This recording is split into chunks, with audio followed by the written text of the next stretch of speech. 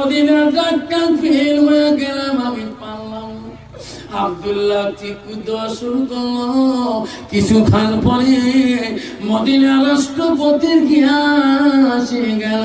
সব মেলি দেখে রে আব্দুল্লাহ পাগলের মতো হয়ে কাঁদতেছে। মদিনার রাষ্ট্রপতি ডাকে, আব্দুল্লাহ আয় বাবা,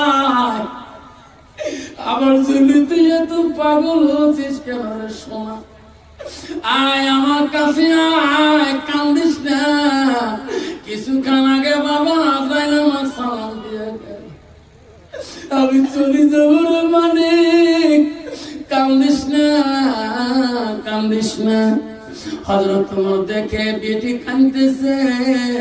হযরতে হাফসা, হযরত ওমরের একটা মেয়ে, তার নাম হযরতে হাফসা।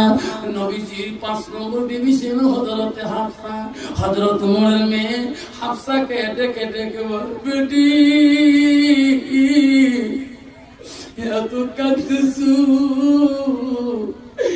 আয় আয় রে বেটি, তোর আমার মুখের কাছে তোর কানটা আনমা, আমি তো একটা গোপন কথা বলবো।